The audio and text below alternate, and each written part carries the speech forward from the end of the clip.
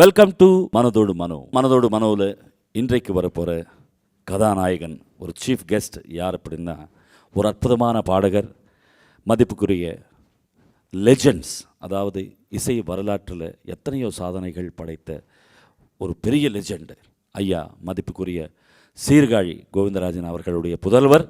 இவரும் எத்தனையோ திரைப்பட பாடல்கள் பாடிக்கொண்டு வந்துட்டு இருக்கிறார். அது மட்டும் இல்லை, பக்தி பாடல் அப்படின்னு எடுத்தாலே இவருக்குன்னு ஒரு தனி பெயர், தனி முத்திரை.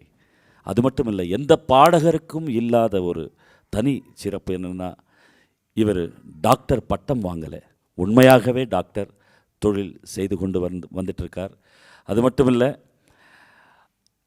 மியூசிக் தெரப்பியும் செய்வார், சில நேரத்தில் இன்ஜெக்ஷனும் போடுவார். பழகுவதற்கு இனிமையான ஒரு சகோதரர், எங்கள் பாசத்துக்குரிய லெட்ஸ் வெல்கம் எங்கள் பாசத்துக்குரிய அண்ணன் சீர்காழி சிவ சிதம்பரம்.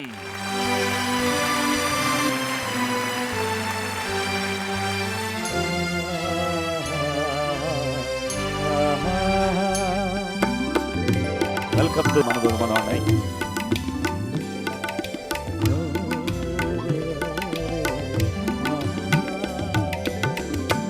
வெல்கம் டு மனதோடு மனோனை. நன்றி. அதாவது ரொம்ப பிடித்தமான ஷோ. ஃபேண்டாஸ்டிக். மனதோடு மனம், மனவாடு மனம் மட்டும் இல்லை, மனத்தோடு மனம். கெட்டப்லேருந்து எல்லாமே நான் ரசிப்பேன். ரொம்ப சந்தோஷம். அதாவது எனக்கு உங்களை பார்க்கும்பொழுது ஒரு பக்கம் பெருமையாக இருக்கும், அந்த அப்பா வயிற்றில் நானும் பிறந்திருந்தா அப்படின்ற ஒரு பெரிய ஆசை. அது உங்களை மாதிரி எங்கள் தகப்பனார் பெறாமல் பெற்ற பிள்ளைகள் பல்லாயிரக்கணக்கான பேர் இருக்காங்க. கண்டிப்பாண்ணே. அதாவது அந்த இசை ஜாம்பவான்கள் அவங்க வீட்டில் பிறந்தது அது பெரிய வரப்பிரசாதம், பூர்வ ஜென்ம புண்ணியம், அது பெரிய பாக்கியம். அது கண்டிப்பாக. சிதம்பரம் அண்ணா சின்ன வயசுலேருந்தே நீங்கள் அந்த பிளட்லேயே இருக்குது, உங்கள் பிளட்லேயே அந்த வளர்ந்ததே ஒரு பெரிய இசை சூழல் தான். நான் பிறந்தது ஒரு பெரிய மகா வித்வானுக்கு ஒரு மகனாக பிறந்தேன். இசைமணி சீர்காழி கோவிந்தராஜன் அவர்களுடைய மகன் என்பதே எனக்கு ஒரு பெரிய இந்த வாழ்நாள், இந்த பிறப்புக்கு அது போரும் நினைக்கக்கூடிய அளவுக்கு ஒரு நல்ல பாட்டு மட்டுமல்ல, பண்பாட்டிலும் சிறந்த ஒரு மாமனிதரின் மகனாக பிறந்தேன் என்பது எனக்கு ஒரு பெரிய பெருமையான விஷயம். எல்லாரும் லவ் பண்ணுவாங்க அவருடைய வாய்ஸ் மட்டும் இல்லை, அறிந்தவங்க தெரிந்தவங்க எல்லாம் அவரை மறக்கவே முடியாத அளவுக்கு அவர் பழகியிருக்கார். எங்கள் வீட்டு பேரே இசை இல்லம். நிறைய பேர் வருவாங்க, ஃபேன்ஸ், இசை ரசிகர்கள் வருவாங்க, இசைவாணர்கள் வருவாங்க, பல கவிஞர்கள் எங்கள் அப்பாவை பார்க்குறதுக்கு வருவாங்க, கலைஞர். அதனால் எல்லாமே பார்த்தீங்கன்னா ஒரு சுற்றி எங்கே பார்த்தாலும் சபை தான், சங்கீத சபை. இப்போவும் நாங்கள் வீட்டில் இருக்கிற நேரம்லாம் ஒரு கலை உலக சூழல் இருந்துக்கிட்டே இருக்கும். நீங்கள் கரெக்டாக சொன்ன மாதிரி அதுவே எனக்கு ஒரு பெரிய இன்ஸ்பிரேஷன். கண்டிப்பாக நம்ம சங்கீதத்தில் நல்லா வரணும், இவ்வளோ விஷயம் இருக்கா, கர்நாடக சங்கீதத்தில் இவ்வளோ விஷயங்கள் இருக்கா, சினிமாவில் இவ்வளோ விஷயங்கள் இருக்கா அப்படின்னு அதன் நுட்பங்கள்லாம் நிறைய ரிஹர்சல்ஸ் நடக்கும். பெரிய கம்போசர்ஸ், நம்ம இசை மேதை டிஆர் பாப்பா போன்றவர்கள்லாம் வீட்டுக்கே கம்போஸ் பண்ணி பாட்டு சொல்லி கொடுத்துட்டு தான் போவாங்க.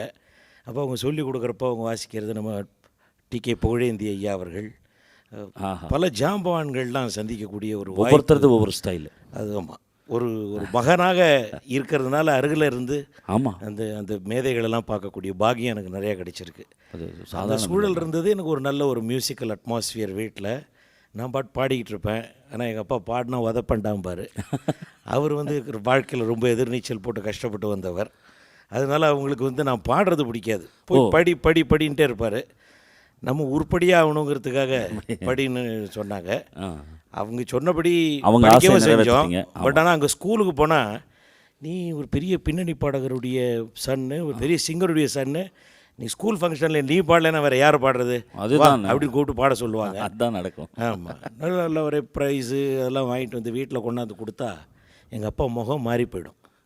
என்ன சொல்லுவார், இது உன்னை நான் கான்வென்ட்டுக்கு அமிச்சது படித்து ஒரு நல்ல பெரிய டாக்டர் ஆகணும், இன்ஜினியர் ஆகணும்னு ஒன்று அமிச்சா, நீ பாடிட்டு ப்ரைஸ் வாங்கிட்டு காட்டுறியே அப்படின்னு ரொம்ப இதாகிடுவார். அப்புறம் எங்கள் அம்மா தான் அவரையும் தைரியப்படுத்தி, என்னுடைய இதய தெய்வமாக நான் போற்றி வணங்குகிற என்னுடைய தாயார், இன்றைக்கும் வர்றப்போ அவங்ககிட்ட ஆசி வாங்கிட்டு தான் வந்தேன். ஃபேண்டாஸ்டிக். அவங்க தான் எங்கள் அப்பா கிட்டக்க, பையன் படிப்புக்கு நான் கேரண்டி, ஆனால் பாட்டு என்னன்னு தெரியாமல் அவன் கல்யாணி ராகம்னு என்னப்பா அப்படின்னு யாரை கேட்டால் அது வேறு யாரோ அப்படின்னு சொல்லக்கூடாதுல்ல. கண்டிப்பாக பக்கத்து வீட்டில் யாரோ ஒருத்தங்க இருக்காங்க போல இருக்குன்னு கல்யாணம். ஆமாம், அதனால் முறையாக சங்கீதத்தை கற்றுக் கொடுத்துருங்க அப்படின்னு சொல்லி எங்கள் அப்பா வந்து என்னுடைய குருநாதர் சங்கீத வித்வான் பி கிருஷ்ணமூர்த்தி, அவர் இசைக்கல்லூரியில் பேராசிரியராக பணிபுரிந்தவர். அப்போ மியூசிக் அகாடமி காலேஜில் ப்ரொஃபஸராக இருந்தார். அவர்கிட்ட வந்து என்னை சேர்த்து விட்டாங்க. எங்கள் அப்பாவும் அவரும் மியூசிக் காலேஜில் ஒன்றா படித்தவங்க, சென்ட்ரல் காலேஜ் ஆஃப் கர்நாடிக் மியூசிக்கில். ஸோ 2 பேரும் the share the same wave length. 2 பேரும் பசங்க வந்து சங்கீதத்துக்கே விடக்கூடாது, நல்லா படித்து வரட்டும் பசங்க நினைக்கிற எண்ணம் உள்ளவங்க. அதனால் எனக்கு வந்து ரொம்ப ஒரு நல்ல குருநாதர் கிடைச்சது. என்னுடைய தந்தை ஞான குருவாக இருந்து என்னை வழிகாட்டியது அது ஒரு பெரிய பாக்கியம். அது வந்து எனக்கு சின்ன வயசுலேருந்தே எல்லா மியூசிஷியன்ஸும் இன்ஸ்பயர் பண்ணுவாங்க. நான் எல்லா கலைஞர்களை போலையும் வீட்டில் சும்மா தமாஷ் பண்ணி பாடி காமிச்சிக்கிட்டு இருப்பேன். அதெல்லாம் அந்த காலத்துலேயே எல்லாம் ஒரு அப்ரிஷியேட் பண்ணுவாங்க, உள்ளுக்குள்ளே அப்ரிஷியேட் பண்ணுவாங்க கண்டிப்பாக. ஆனால் வெளியில் சொல்ல மாட்டார் எங்கள் அப்பா. அப்படி பல பாடல்கள் நான் பல பெரியவங்க பாட்டெல்லாம் வேறு நிறைய விரும்பியிருக்கேன். முதல்ல அப்பா பாட்டா இல்லாட்டி வேறு யாராவது?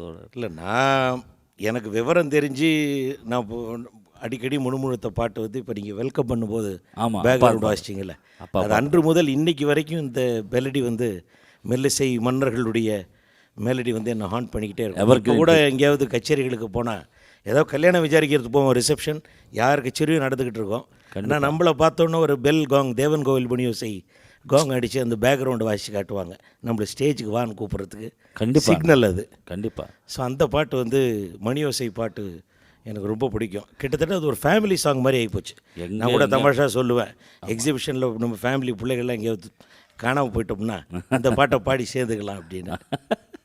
அந்த பாடல் தேவன் கோவில் மணி ஓசை நல்ல செய்திகள் சொல்லும் மணி ஓசை, தேவன் கோவில் மணி ஓசை நல்ல செய்திகள் சொல்லும் மணி ஓசை, பாவிகள் மீதும் ஆண்டவன் காட்டும் பாசத்தின் ஓசை மணி ஓசை, தேவன் கோவில் மணி ஓசை நல்ல செய்திகள் சொல்லும் மணி ஓசை.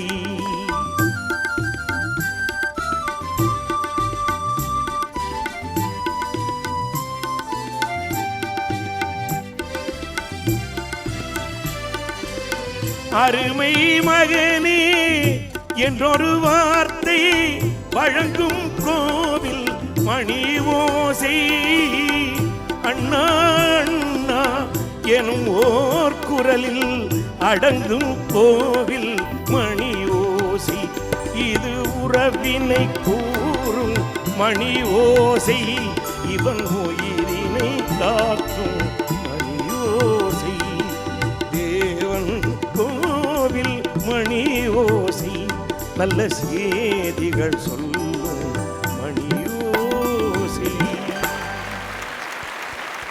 என்றும். அதாவது எவர்கிரீன் லிஸ்ட் அப்படின்னு பார்த்தா அதில் முதல் பாடலாக இது இருக்கும். அதாவது என்ன ஜீவன் கொடுத்து பாடிருக்காரு, வாட் இஸ் சோல். அந்த ஐயா கவியரசர் கண்ணதாசனுடைய வரிகளும் மெல்லிசை மன்னர்கள் விஸ்வநாதன் ராமமூர்த்தியுடைய இசையும் என்னுடைய தந்தையாரின் குரலும் அதெல்லாம் ஒரு முக்கனியும் சேர்ந்த ஒரு தனி சுவை போல். அது வந்து யாருமே டச் பண்ண முடியாத அளவுக்கு அவங்க செஞ்சு முடிச்சிட்டாங்க ஒவ்வொரு கம்போசிஷனும். என்ன இன்ஸ்பிரேஷன் அவங்க இன்னைய வரைக்கும் இந்த பாடல்கள்லாம் எத்தனை பேர் எத்தனை ஜெனரேஷனுக்கு இன்ஸ்பிரேஷன் இருந்திருக்கு. இன்றைக்கும் புதுசாக தான் இருக்குது. அதுதான் அழகு. அன்னைக்கு பாடின மற்ற பெரியவர்கள்லாம் கூட இசை சித்தர் CS ஜெயராமன் அவர்கள், அவருக்குன்னு ஒரு யூனிக் ஸ்டைல். எங்கள் ஃபாதர்லேருந்து அவருக்கு டிஃப்ரெண்ட்டாக இருக்கும். யார் சொல்லுவார் நிலவே நீ சொல்லாவிடில், யார் சொல்லுவார் நிலவே நீ சொல்லாவிடில், யார் சொல்லுவார் நிலவே, நேரில் நடந்ததெல்லாம் வேடிக்கை பார்த்திட நீ சொல்லாவிடில், யார் சொல்லுவார் நிலவே.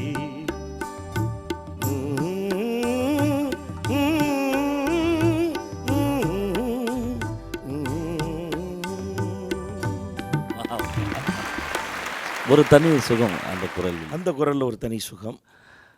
அதே வரிசையில் இன்ஸ்பயர், அதே வரிசையில் பார்த்தீங்கன்னா இப்போ ஆனால் திருச்சி லோகநாதன் ஐயா அவர்கள், அவர் வந்து தென்றல் ஃபஸ்ட்டு இசை உலகத்துக்கு கிடைச்ச இசைத்தென்றல் அவர் தான். ஆமாம்.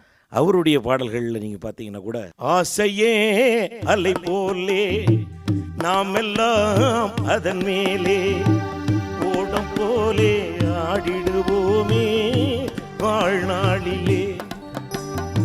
அந்த ஒவ்வொரு சிங்கருக்கும் அவங்களுக்கு உண்டான நயங்கள். கண்டிப்பாக. ஓடம் பாட்டு பார்த்தீங்கன்னா ஒவ்வொரு சிங்கருக்கும் ஒரு ஓடம் பாட்டு இருக்கும். ஆமாம், எல்லா சிங்கர்ஸுக்கும் அந்த மாதிரி ஒரு டீமை செய்ய. அமைதியான நதியினிலே ஓடும் ஓடும் அளவில்லாத வெள்ளம் வந்தாலாடும். நீங்கள் பார்த்தீங்கன்னா ஒவ்வொரு சிங்கருக்கும் ஒரு ஓடம் பாட்டு இருக்கும். எங்கள் அப்பாவுக்கு ஒரு ஓடம் பாட்டு இருக்கு. ஆமாம். அது ஒன்றும் அந்த அமைஞ்சது அந்த சீனில் பார்த்தீங்கன்னா அந்த காலத்தில் ஒரு போட்டு போயிட்டுருக்கோம், ஹீரோ ஹீரோயின் இருப்பாங்க, திருப்பி திருப்பி உங்களை தான் காமிச்சிக்கிட்டு இருப்பாங்க. ஒரு அப்பப்போ வந்து ஒரு போட்மேன் பாடுற மாதிரி காட்டுவாங்க. ஜஸ்ட் அவ்வளோதான் காட்சி அவ்வளோதான். ஆனால் பாட்டு பிரமாதமாக ஓஹோன்னு இந்த பாட்டு பாப்புலரான சாங்கு. மெல்லிசை மன்னர்கள் அவர்களுடைய ஆட்சியில் வந்த பாட்டு இது. அந்த பாட்டுடைய பியூட்டி என்னென்னா, இப்போ நடிகர் சிவகுமார் ஐயா கூட ஒரு பேட்டியில் சொல்லியிருப்பார். வெலிங்டன் டாக்கீஸ் பக்கத்தில் ஒரு கூட்டத்தில் அவர் வேலை செஞ்சுக்கிட்டு இருந்தாராம். அப்போது பெயிண்டிங் ஆர்டிஸ்ட்டு வேலை. அப்போ என்ன பண்ணுவாரா, இந்த சாங் வர்ற நேரத்துக்கு காம்பவுண்ட் எகிரி குதிச்சு போய் அந்த பாட்டு வரைக்கும் அதை கேட்டுட்டு அந்த பாட்டு முடிஞ்சோன்னு தான் வருவோம் அப்படின்னு. அதே போலவே இந்த பாட்டு ரெக்கார்ட் பண்ண வரலாறுலேயே இன்னொன்று சொல்லுவாங்க எங்கள் அப்பாவுடைய டைரியில். இங்கேருந்து இவர் போகும்போது வந்து எத்தாப்பில் மியூசிஷியன்ஸ்லாம் திரும்பி வந்துக்கிட்டு இருந்தாங்களாம். இவர் என்னென்ன ரெக்கார்டிங் கூப்பிட்டு முதல் சாங் ரெக்கார்டிங் முடிச்சுட்டு எல்லாம் வெளில போயிட்டுருக்காங்க. இப்போ எங்கள் ஃபாதர் போனோன்னே ஸ்கிரிப்டை கொடுத்துருக்காரு மெல்லிசை மன்னர். வாங்கி வச்சுட்டு இவங்க ஹெஸ்டேட் பண்ணிக்கிட்டு இருந்தாங்களாம். என்னன்னு இல்லைண்ணே எல்லாம் ஆர்கெஸ்ட்ராலாம் போயிட்டாங்களே என்ன. அவர் உடனே ரொம்ப செல்லமாக எங்கள் அப்பாட்ட ரொம்ப பிரியமாக இருப்பார். எங்கள் அப்பாவுடைய தொண்டையை தடவி கொடுத்து, உங்கள் ஆர்கெஸ்ட்ரா இங்கே இருக்குண்ணே, பாட்டு எப்படி வருது பாருங்கன்னாரு. அந்த பாட்டை அவர் எதிர்பார்த்த மாதிரி ஒரு வெறும் சிம்பிள் ஆர்கெஸ்ட்ரா தான், ஆனால் பாட்டு ஓஹோன்னு அருமையாக இருக்கும் அந்த பாட்டு. ஓடம் நதியினிலே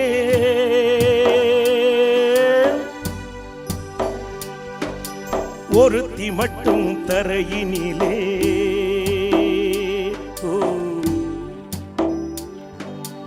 ஓடம் நதியினிலே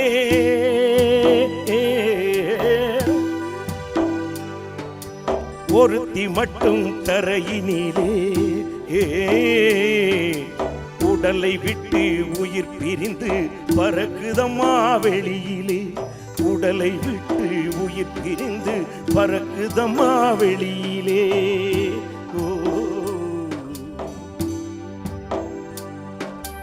ஆசை என்னும் மேடையிலே ஆடி வரும் வாழ்வினிலே. ஆசை என்னும் மேடையிலே ஆடி வரும் வாழ்விலே யார் மனதில் யார் இருப்பார், யார் அறிவார் உலகிலே. ஓடம் நதியினிலே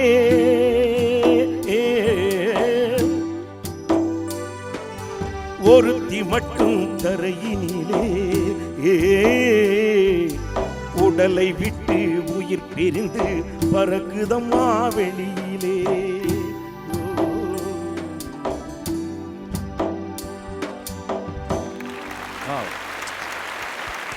அதாவது ஒவ்வொன்று, அதாவது ஒரு சாதாரண மனிதர்கள் என்றும் மறக்க முடியாத ஒரு மெல்லிசையில் கொண்டு வந்து அவங்க புரிகிற அளவுக்கு அந்த வரிகள் எழுதி எல்லா மனசில் என்றைக்கு அவங்க தூக்கத்துலேயும் எழுப்பி விட்டால் இந்த பாடல்களில் பாட முடியும்.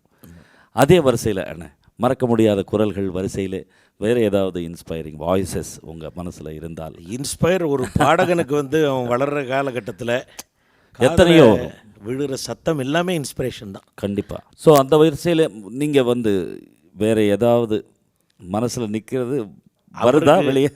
இல்லை, ஏன்னா எங்கள் அப்பா பாட்டு எல்லாமே வந்து என் ஜீவனோட கலந்தது. ஒரு நீங்கள் எதிர்பார்க்குற மாதிரி இந்த நிகழ்ச்சியில் ஆமாம், இந்த பாட்டெலாம் பாடாமல் என்ன நீங்கள் விட மாட்டீங்க. கண்டிப்பாக. அதே மாதிரி மேடைகளில் வந்து ரசிகர்கள் சில பாடல்களை ஆமாண்ணே, பாடாமல் எங்களை விட மாட்டாங்க. இப்போ ஆமாம், உண்மை.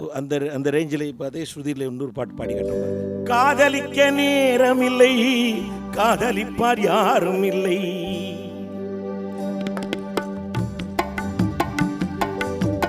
காதலிக்க நேரம் இல்லை, காதலிப்பார் யாரும் இல்லை. அதிபத்தில் காதலிக்க ஜாதகத்தில் வழியும் இல்லை, ஜாதகத்தில் வழியும் இல்லை. காதலிக்க நேரம் இல்லை.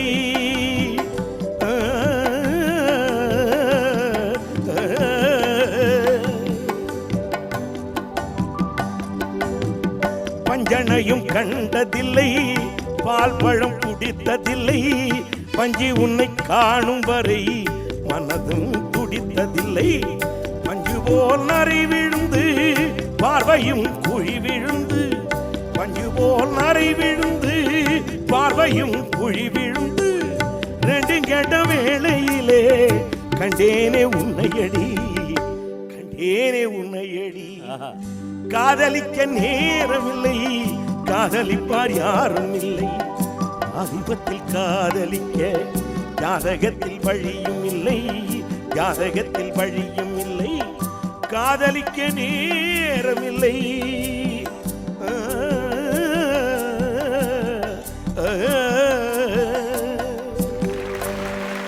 ஆஹா ஆஹா, ஃபண்டாஸ்டிக். அதாவது நீங்கள் என்ன ஜீவன் புரிஞ்சு பாடுறீங்க அப்படின்றது, எத்தனை வருஷமாக இந்த பாட்டு ஊறி போச்சு, அது எத்தனை பேர் மனசில் நிலைத்து நிற்குது அப்படின்றது புரிஞ்சுக்கிட்டு நீங்கள் பாடும்போது ரொம்ப சந்தோஷமாக இருக்கணும். அதாவது உங்கள் அப்பான்னா அதே பிளட் தான். அவருடைய பாட்டு சின்ன வயசுலேருந்து அது அப்படியே நீங்கள் எடுத்து பக்குவமாக அது உள்ள அந்த டிக்ஷனரியில் வச்சுக்கிறது, அது சோலோட அதை வெறும் மனப்பாடம் பண்ணி பாடிடலாம். பட் அவர் என்ன எக்ஸ்ப்ரெஷன், அந்த பாவம் சேர்த்து பாடிருக்காருன்றது டெஃபினட்டாக எதிர்பார்த்துட்டு இருப்பாங்க ஜனங்க. எங்கள் அப்பா வந்து நான் இசைத்துறைக்கு வரணுங்கிற ஆசை வந்தபோது அவர் சொன்னது, ஆனால் நீ சங்கீதத்துறைக்கு வரணும் அப்படின்னு நினைக்கிறது பெரிய விஷயம் இல்லை, பட் அதுக்கு தயார் பண்ணிக்கணும். இப்போ சினிமாவில் பாட போகிறோம், லைட் மியூசிக் ஆல் இண்டியா ரேடியோவில் பாட போகிறோம். ஏன்னா நான் ஸ்கூலிங் முடித்த உடனே இசை மேதை டிஆர் பாப்பா அவர்கள் இப்போ ஆல் இண்டியா ரேடியோவில் இருந்தார்.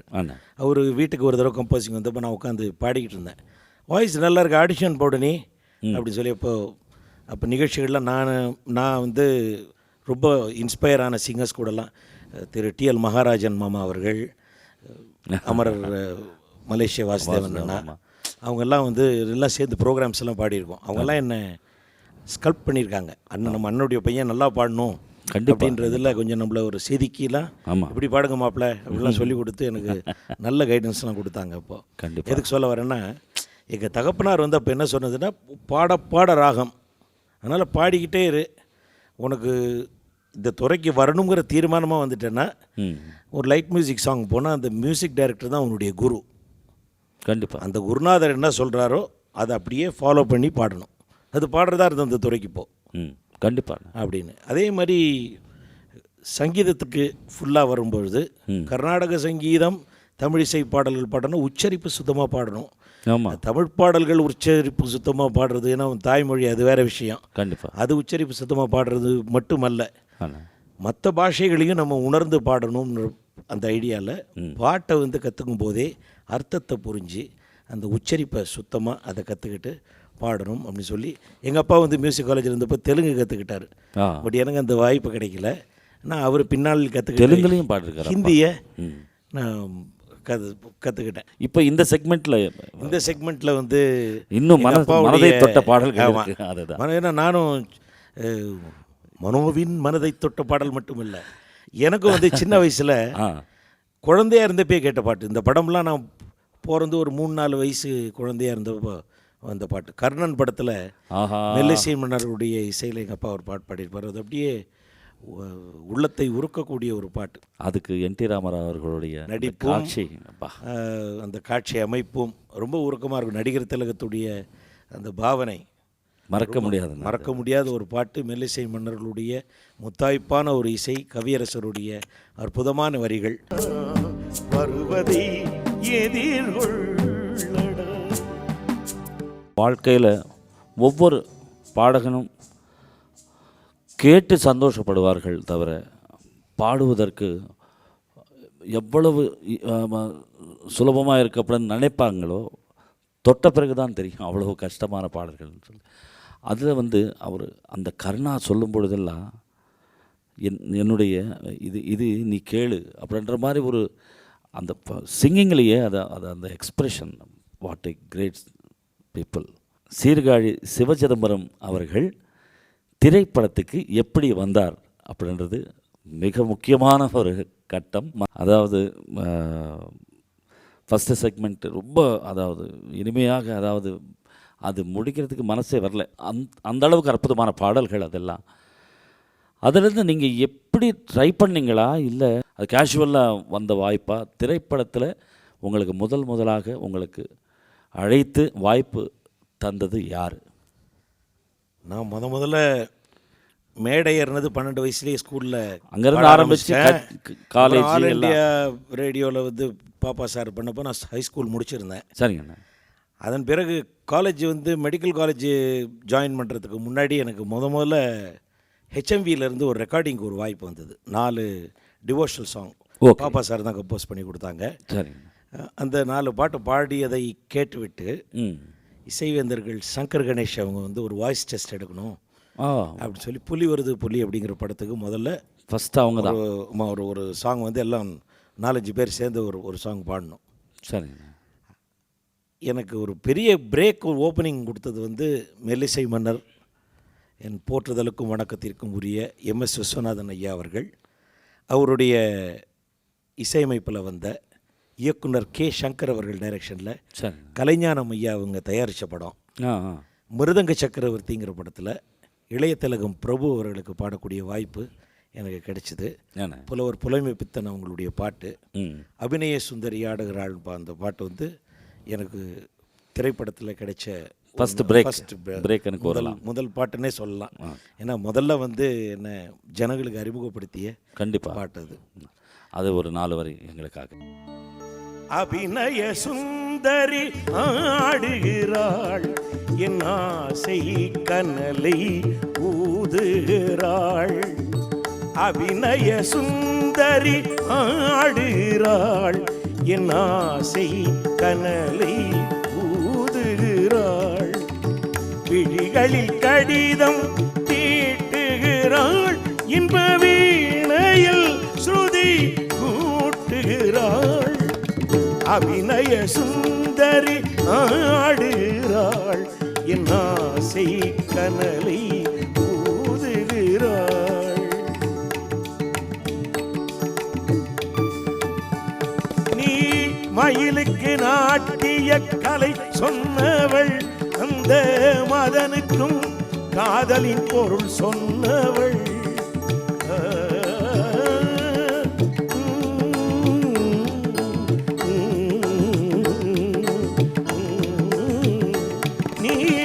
மயிலுக்கு நாட்டிய கலை சொன்னவள், அந்த மதனுக்கும் காதலின் பொருள் சொன்னவள். அழகிய மேகலை அசைவதும் போர்க்கலை, உனதுடல் மிருதங்கமே. பல வகை தாளங்கள் சுகம் தரும் நாதங்கள், பயில்வது சுகமல்ல. அபிநய சுந்தரி ஆடுகிறாள், என் ஆசை கனலை ஊதுகிறாள். Wow, fantastic song. அதாவது விஸ்வநாதன் ஐயா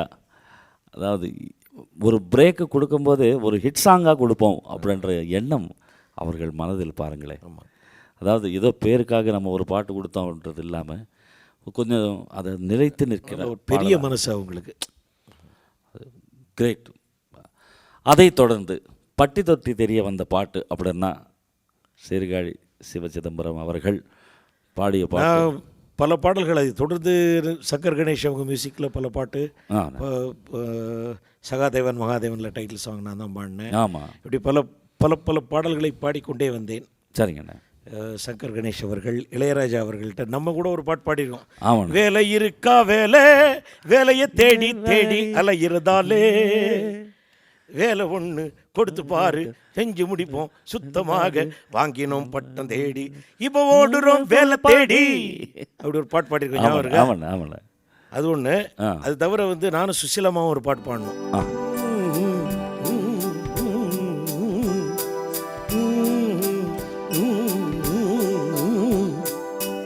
காதல் தீகங்கள் பொன்னூஞ்சல்லாடாதும், வானம் வாழ்த்துக்கள் கூறாதோ, பூக்கள் பொன் மஞ்சம் போடாதோ, காற்றே சங்கீதம் பாடாதோ, காதல் தீகங்கள் பொன்னூஞ்சல்லாடாதோ. இப்படி ஒரு பாட்டு பாடினேன்.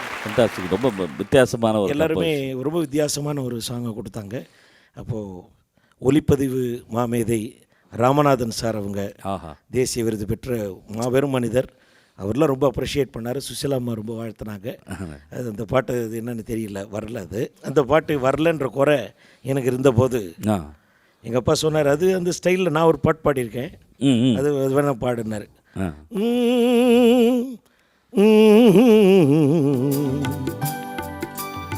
வானமீதில் நீந்தி ஓடும் வெண்ணிலாவே, வானமீதில் நீந்தி ஓடும் வெண்ணிலாவே, நீதான் வந்ததேனோ ஜன்னலுக்குள் வெண்ணிலாவே, வானமீதில் நீந்தி ஓடும் வெண்ணிலாவே, நீதான் வந்ததேனோ ஜன்னலுக்குள் வெண்ணிலாவே, நானும் உன்னை பார்த்து விட்டால் வெண்ணிலாவே, நானும் உன்னை பார்த்து விட்டால் வெண்ணிலாவே, முகம் நாணியே மறைவதேனோ வெண்ணிலாவே, முகம் நாணியே மறைவதேனோ வெண்ணிலாவே, வானமீதில் நீந்தி ஓடும் வெண்ணிலாவே.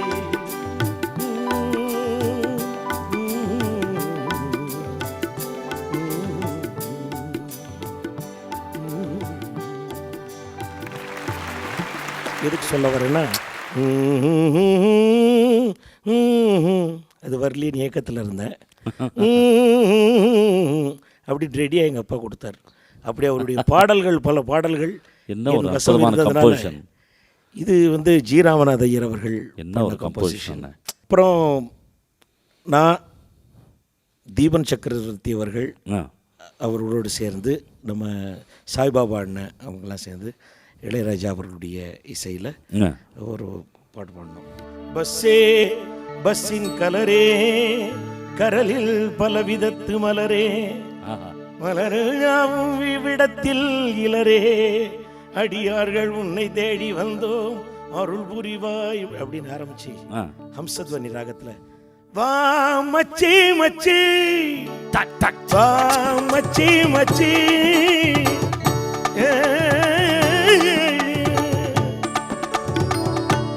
அப்படி ஒரு குத்து சாங்கும் மஞ்சள் நீலன்ற படத்துக்கு பாடினோம். அற்புதமான இசை வரலாறு. அதாவது எவ்வளவு சேஞ்சஸ், ஒவ்வொரு மியூசிக் டைரக்டர்கிட்ட ஒவ்வொரு ஃப்ளேவர், தனி பாணிகள். அதாவது அந்த ட்ராவலில் ஒரு தனித்த ஒரு சுகம் அவங்களுடைய கம்போசிஷன்ஸு. அதில் நம்ம உள்ளே போய் அது நம்ம உள் வாங்கி அது பாடும்பொழுது இந்த குரலில், ஒவ்வொரு குரலில் ஒரு ஹனி, ஒரு தேன் போல சுகம். இந்த பக்தி பாடல் அந்த செக்மெண்ட் எடுத்தாலே சீர்காழி சிவச்சிதம்பரம் அவர்களுக்கு ஒரு தனி முத்திரை. அதாவது எங்கே போனாலும் உங்கள் ஆல்பம்ஸ் அப்படின்னாலே அப்படி ஒரு நூற்றுக்கணக்கான ஆல்பம்ஸை பார்க்கலாம். அது பெரிய அருள், கடவுளுடைய பெரிய அருள். அதே போல் நீங்கள் பாடாத மேடையே இல்லை கிளாசிக்கல் கச்சேரிஸ். ஒவ்வொரு கிளாசிக்கல் கச்சேரியிலையும் அந்த மிட் செக்மெண்ட் வரும்போது, ஒரு பீக் கச்சேரியில் மிடில் அந்த பீக் வரும்போது இந்த பாட்டு, இந்த கீர்த்தனை கண்டிப்பாக இருக்கும் அப்படின்றது ஒரு தாசண்ண கச்சேரிக்கோ, ஒரு மங்களப்பள்ளி பாலமுரளி ஐயா அவர்கள் கச்சேரிக்கும் பாடும்போது இந்த பீக்கில் இது டெஃபினட்டாக இருக்கும் அப்படின்ற ஒரு அவங்களோட முத்திரை இருக்கும். அதுபோலவே சீர்காழி சிவச்சிதம்பரம் அவர்களுடைய கச்சேரியில் என்ன கீர்த்தனைகள் அது? அது ஒவ்வொரு நிகழ்ச்சியை பொறுத்ததுங்க. பட் ஆனால் எனக்கு வந்து மழவை சிதம்பர பாரதியுடைய கம்போசிஷனுடைய குருநாதர் ஒன்று சொல்லி கொடுத்தார் சரிண்ணே. ஆனந்த பைரவி ராகத்தில். சரிங்கண்ணே. அது எல்லாருமே அது ரொம்ப விரும்பி கேட்பாங்க அந்த பாட்டு. நான் ஸ்வரம்லாம் கூட பாடுறதுக்கு ரொம்ப வசதியாக ராகம் பாடி அது மெயினாக கூட பல சபா கச்சேரிகளில் நான் விட்டுருக்கேன். ஆஹா. அந்த பாட்டு ரொம்ப கேட்குறதுக்கு ஸ்ராவியமாக இனிமையாக இருக்கும். சரிங்கண்ணே. பாட்டும் வந்து ரொம்ப பொருள் பொதிந்த ஒரு பாவபூர்வமாக கண்டிப்பாக கண்டிப்பாக.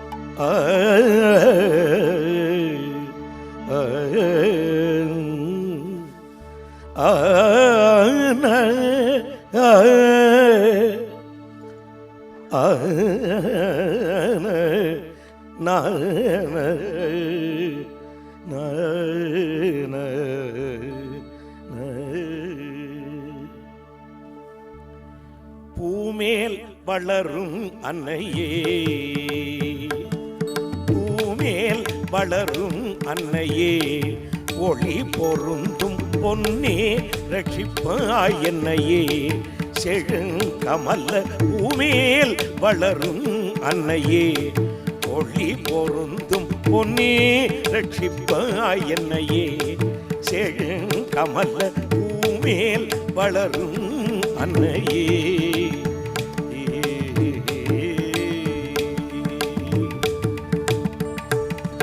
காமேவும் மலரினில், காமேவும் மலரினில் தேமேவும் சூரை நகர் காட்சியாய் வந்தருள், காமேவும் மலரினில் தேமேவும் சூரை நகர் காட்சியாய் வந்தருள், மீனாட்சி மண்ணம் பொருந்தும் பூமேல் வளரும் அன்னையே, ஒளி பொருந்தும் பொன்னே ரட்சிப்பாய் என்னையே, செழுங்கமல பூமேல் வளரும் அன்னையே.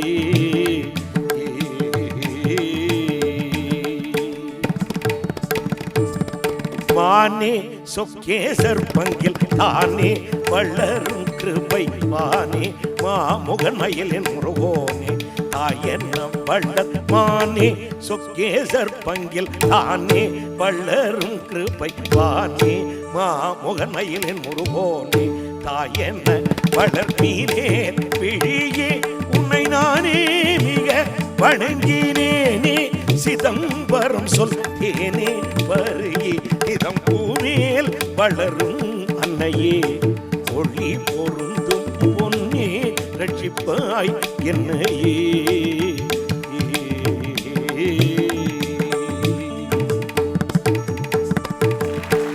Fantastic fantastic.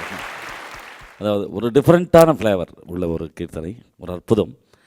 அதே போல் கச்சேரியில் அந்த மிட் செக்மெண்ட்டில் வரக்கூடிய ஒரு அற்புதமான கீர்த்தனை அப்படின்னும்போது அதிகமாக ரசிக்கக்கூடிய கீர்த்தனை உங்கள் கச்சேரியில் கண்டிப்பாக இது நீங்கள் பாடணும் அப்படின்னு விரும்பி. நிச்சயமாக அது இந்த ஆனந்த பைரவி பக்தி பாடல்கள்னு ஆரம்பித்ததுனால இந்த கிளாசிக்கல் செக்மெண்ட்டில் இது கொஞ்சம் ஸ்வரம்லாம் பாடுவோம். இது ஆமாம், அந்த சிட்ட ஸ்வரம் எல்லாம் கிளாசிக்கல் பద్ధதிக்கு அந்த பக்கவாத்தியங்களுக்கு உள்ள நடைமுறைகள் வேறு. கண்டிப்பாக இங்கே வந்து உங்களுக்கு இந்த பக்தி இசை செக்மெண்ட்டில் பார்த்தீங்கன்னா, சரிங்கண்ணா, எனக்கு கிடைச்ச பெரிய பாக்கியம் என்னென்னா, என்னுடைய தகப்பனார் படங்களில் பாடினது கூட அவருடைய பக்தி படம் மதுரை அரசால மீனாட்சி ஆகட்டும், திருப்பதி மலைவாழ் வெங்கடேஷ் ஆகட்டும், அதெல்லாம் ஒரு 4 வரை நீங்கள் மதுரை அரசாளும் மீனாட்சி,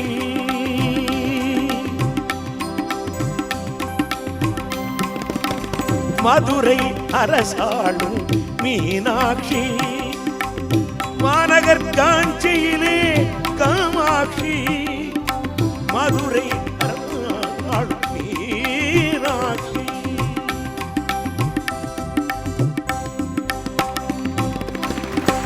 திருமலை தென்மொழியில் இந்த பாட்டு ரொம்ப பாப்புலர். அண்ணா அதே படத்தில் வந்து திருப்பதி மலை வாழும் வெங்கடேஷ், ஐயோ திருப்பதி மலை வாழும் வெங்கடேசா, திருப்பதி மலை வாழும் வெங்கடேச, திருமகள் மனம் நாடும் ஸ்ரீனிவாச, ஏழு மலை வாச, திருப்பதி மலை வாழும் வெங்கடேச.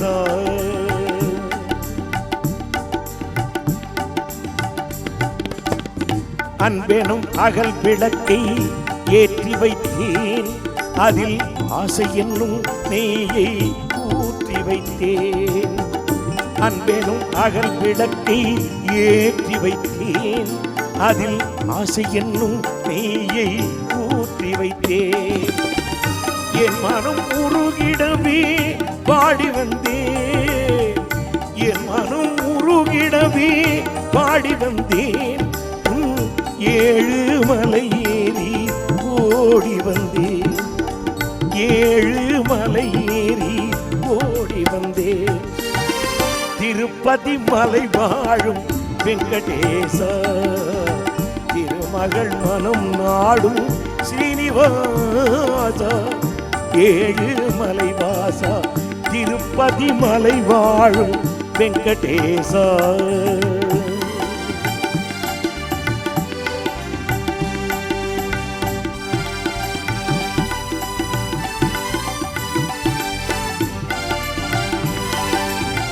நினைத்ததை நடத்தி வைப்பாய் வைகுந்த, மறைத்ததை பறித்திடுவாய் கோவிந்த. நினைத்ததை நடத்தி வைப்பாய் வைகுந்த, மறைத்ததை பறித்திடுவாய் கோவிந்த. உரைத்தது கீதை என்னும் தத்துவமே, உரைத்தது கீதை என்னும் தத்துவமே, அதை உணர்ந்தவர் வாழ்ந்திடுவார் சத்தியமே, உணர்ந்தவர் வாழ்ந்திடுவார் சத்தியமே. திருப்பதி மலை வாழும் வெங்கடேச, திருமகள் மனம் நாடும் ஸ்ரீனிவாச, ஏழு மலை வாச, திருப்பதி மலை வாழும் வெங்கடேச. ஃபென்டாஸ்டிக், ஃபென்டாஸ்டிக், அற்புதம். அதாவது எந்த அளவுக்கு இது வந்து ரீச் பண்ணியிருக்கு. ஆந்திர மாநிலத்தில் எங்கே போனாலும் தமிழ் பாடல் அப்பா பாடினது அப்படியே கேட்டுட்டு இருப்பாங்க. இந்த பாட்டெல்லாம் அந்த அளவுக்கு பாப்புலர். எங்களுக்கு அதே போல் சின்ன சின்ன ஒரு சான்ஸ் எல்லாம் கிடைச்சது. பட் லேட்டஸ்ட்டு சாங் அப்பா நீங்கள் பச்சை கொடி காமிச்சிருக்கீங்களே இது திருப்பதியில், அதே தான் திருப்பதி வெங்கடேசால.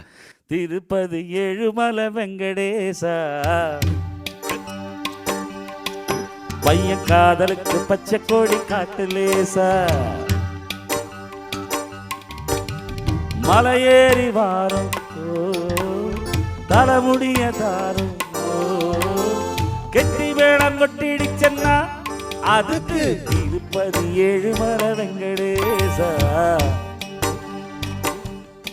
பசங்க காதலுக்கு பச்சை கோடி காட்டுலேசா, கோவிந்தா கோவிந்தா கோவிந்தா கோவிந்தா கோவிந்தா கோவிந்தா.